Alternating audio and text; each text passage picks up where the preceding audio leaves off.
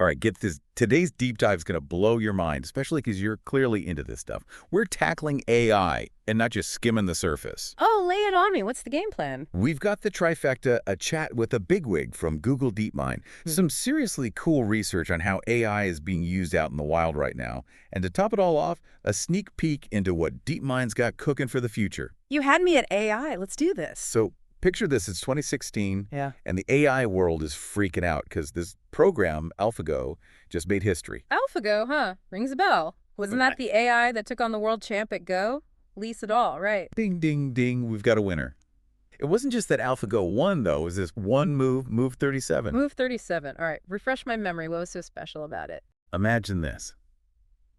The best Go players in the world, they've been studying this game for centuries, right?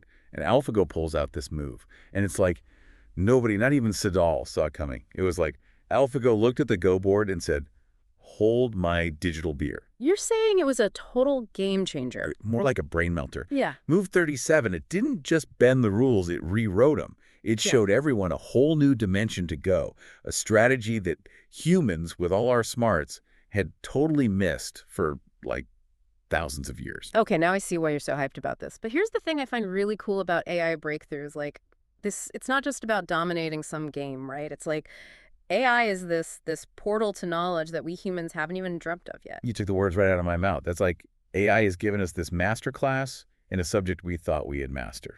And the best part, this AI wisdom, it's not stuck in some digital Go board. It's leaking into the real world. Did you know the brainiacs at Google, they took those AlphaGo principles and used them to make their data centers way more efficient? You're telling me, like 40% more efficient. 40. And AI that learned to play Go is now helping us save the planet one data center at a time. Pretty wild, right? Makes you wonder what else AI could totally revolutionize that we haven't even thought of yet. Absolutely. Okay, so now I got to ask you about AGI, artificial general intelligence. You know, the whole machines that think like us thing. I feel like every expert I talk to has a different take on how close we are and even what it actually means. Yeah, I hear you. Defining AGI, it's like trying to nail jelly to a wall, you know? Everyone's got their own take. But instead of getting bogged down in definitions, why don't we just look at what AI is already doing, stuff that looks a whole lot like general intelligence in action? Right, I'm all ears. Hit me with it. So take AlphaFold, for instance. This thing can figure out the structure of a protein just from its amino acids. And I'm not talking about some simple structure. I'm talking crazy complex 3D origami that would make your head spin.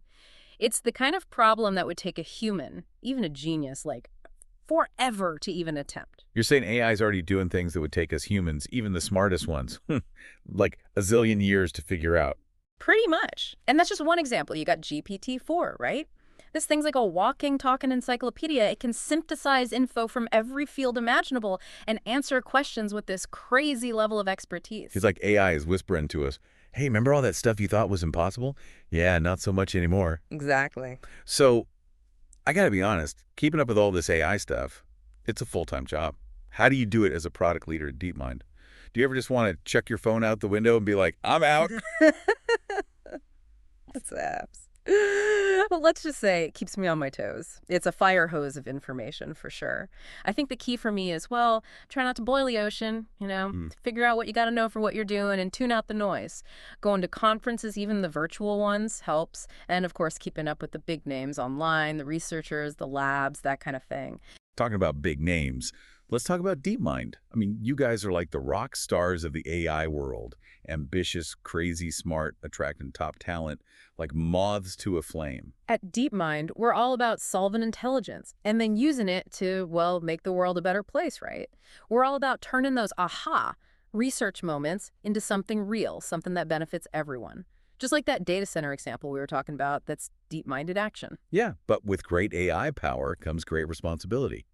How do you guys approach the ethical side of AI development? It's not just some afterthought for us, some box we got to check. It's baked into everything we do. We got our AI principles that guide our work, and we're always talking to experts in all sorts of fields, making sure that anything we release is going to be used for good and not going to, go all Terminator on us. Like with AlphaFold, we didn't just develop the tech and walk away. We worked with biologists to create a whole database of protein structures, made it public so everyone could benefit. You're not just building cool tech, you're building it responsibly.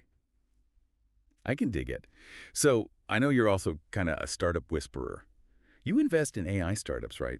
What gets you fired up about a startup, knowing that a bunch of our listeners are probably dreaming of launching their own AI ventures? For me, it always starts with the team. Give me a team that's got the chops, that's on the same page about what's important, and most importantly, they got to have that fire in their belly, that passion to solve a problem that keeps them up at night. Then there's the idea itself.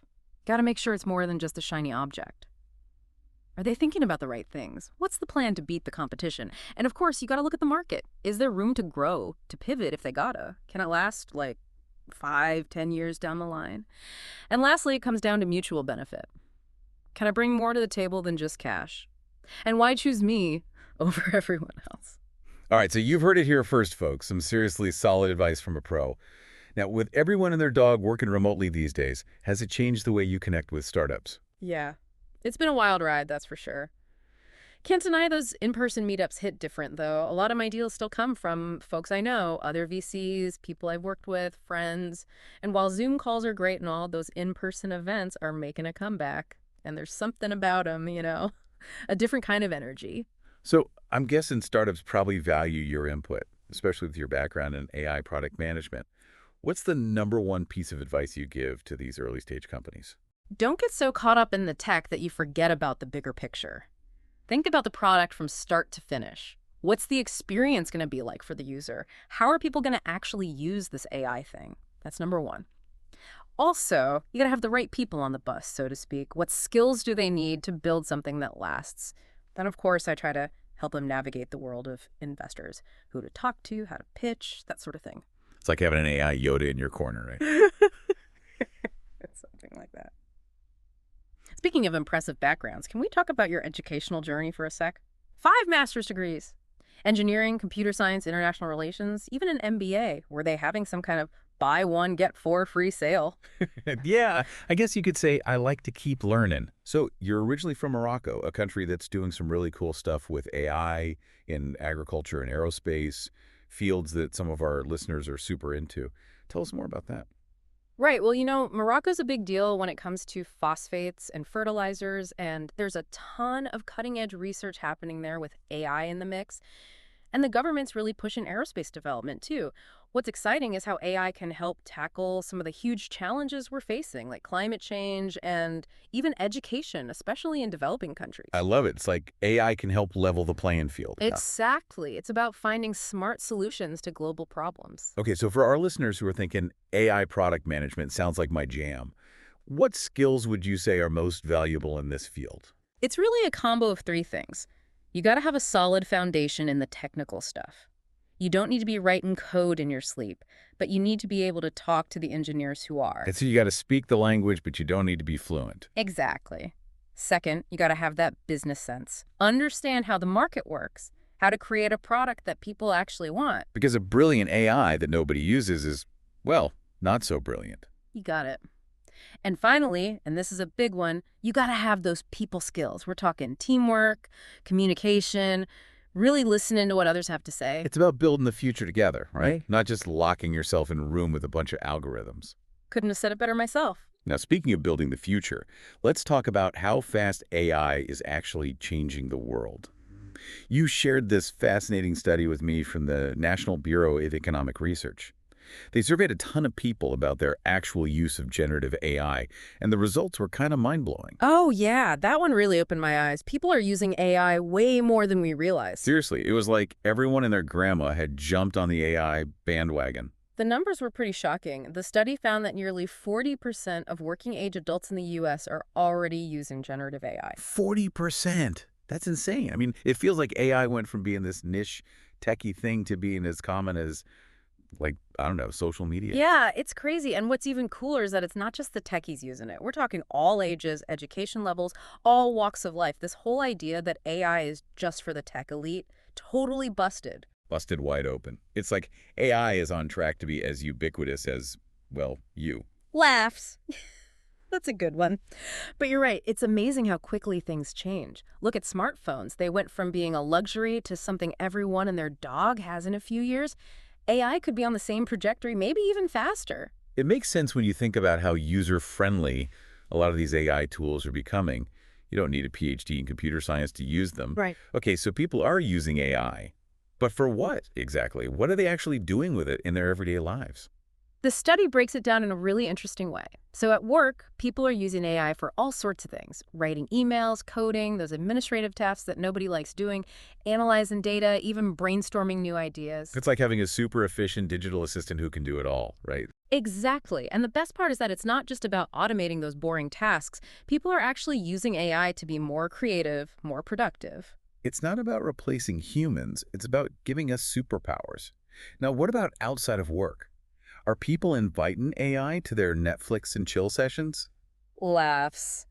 Maybe not that personal, but the study found that outside of the office, people are using AI for things like creative writing projects, coding for fun, researching hobbies, even exploring new creative outlets. It's pretty cool. So it's like AI is becoming this multi-purpose tool that can help us with both work and play. I gotta ask, are you using generative AI yet? Oh, absolutely. Huh. I'm already playing around with a few AI tools, mostly for keeping my notes organized and coming up with new episode ideas. It's amazing how quickly you go from AI skeptic to AI enthusiast once you see how much easier it can make your life. I know, right? It's kind of addictive. Okay, let's take a peek behind the curtain for a second and talk about Google DeepMind's vision for the future of AI. You're talking about their podcast, right? The one where they give us a glimpse into their research and what gets them excited about the future of AI. Exactly. It's like getting a backstage pass to the minds of some of the most brilliant AI thinkers on the planet. And in one of the recent episodes, they said something that totally blew my mind and got me thinking, what's about to happen? Okay, now you've got me hooked. Tell me more. So they're talking about the future of AI, right? And they dropped this line, and the AI will have helped us create it. Whoa. Okay, so we've talked about AI playing Go, optimizing data centers, even predicting protein structures, but creating itself, that's a whole other level of wow. I know, right? It's like AI is on the verge of becoming this self-perpetuating force, constantly learning, evolving, and yes, even creating. And when we say creating, we're not just talking about lines of code or algorithms. What DeepMind was hinting at was AI inventing new languages, new ways of expressing ideas. It's like AI is moving beyond simply imitating human intelligence and into uncharted territory where it might come up with solutions and innovations we haven't even dreamt of. It's both exciting and a little bit intimidating, don't you think? Like, are we witnessing the birth of something truly extraordinary, something that could change the course of human history? Absolutely. And it all circles back to that idea of AGI, artificial general intelligence. If AI can create itself, learn at warp speed, and invent new languages, are we closer to that machines that think like humans reality than we realize? It's a question that keeps me up at night, to be honest. But hey, that's the beauty of exploring the world of AI, right? Hmm. It's full of these mind-blowing possibilities and profound questions. You said it. It's a wild ride, and it's just getting started. And if you want to ride that wave of AI discovery, I highly recommend checking out the Google DeepMind podcast. It's like a free masterclass in all things AI, straight from the brilliant minds shaping the future. I'm adding it to my list right now. So, as we wrap up this deep dive into the awe-inspiring world of AI, one question lingers. If AI can invent new words, new languages, what else might it create that we haven't even begun to imagine? Will it help us solve humanity's biggest challenges, or will it lead us down a path we never intended? The future of AI is being written right now, and it's a story we're all a part of. Thanks for joining us on this incredible journey of discovery. So you're telling me, like 40% more efficient. Yep, 40. An AI that learned to play Go is now helping us save the planet, one data center at a time. Pretty wild, right? Makes you wonder what else AI could totally revolutionize that we haven't even thought of yet. Absolutely. Okay, so now I'm going to ask you about AGI, artificial general intelligence, the whole machines that think like us thing. I feel like every expert I talk to has a different take on how close we are and even what it actually means. Yeah, I hear you. Defining AGI, it's like trying to nail jelly to a wall. Everyone's got their own take. But instead of getting bogged down in definitions, why don't we just look at what AI is already doing, stuff that looks a whole lot like general intelligence in action? Right, I'm all ears. Hit me with it. So take AlphaFold, for instance. This thing can figure out the structure of a protein just from its amino acids. And I'm not talking about some simple structure. I'm talking crazy complex 3D origami that would make your head spin. It's the kind of problem that would take a human, even a genius, like forever to even attempt. You're saying AI is already doing things that would take us humans, even the smartest ones, like a zillion years to figure out. Pretty much. And that's just one example. You got GPT-4, right? This thing's like a walking, talking encyclopedia. It can synthesize info from every field imaginable and answer questions with this crazy level of expertise. It's like AI is whispering to us, hey, remember all that stuff you thought was impossible? Yeah, not so much anymore. Exactly. So I got to be honest, keeping up with all this AI stuff, it's a full-time job. How do you do it as a product leader at DeepMind? Do you ever just want to check your phone out the window and be like, I'm out? It's apps. Well, let's just say it keeps me on my toes. It's a fire hose of information for sure. I think the key for me is, well, try not to boil the ocean, figure out what you got to know for what you're doing and tune out the noise. Going to conferences, even the virtual ones, helps. And of course, keeping up with the big names online, the researchers, the labs, that kind of thing. Talking about big names, let's talk about DeepMind. I mean, you guys are like the rock stars of the AI world. Ambitious, crazy smart, attracting top talent like moths to a flame. At DeepMind, we're all about solving intelligence and then using it to, well, make the world a better place, right? We're all about turning those aha research moments into something real, something that benefits everyone. Just like that data center example we were talking about, that's DeepMind in action. Yeah, totally. Yeah. I'm already messing around with some AI tools myself, mostly just to wrangle my notes and brainstorm new episode ideas.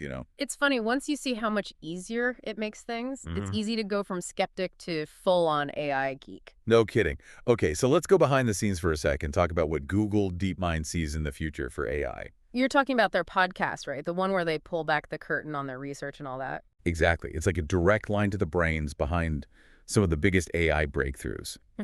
And in a recent episode, they dropped this line that just blew me away. It went like, and the AI will have helped us create it. Okay, now I gotta know more. What were they talking about? Well, they were discussing the future of AI and how.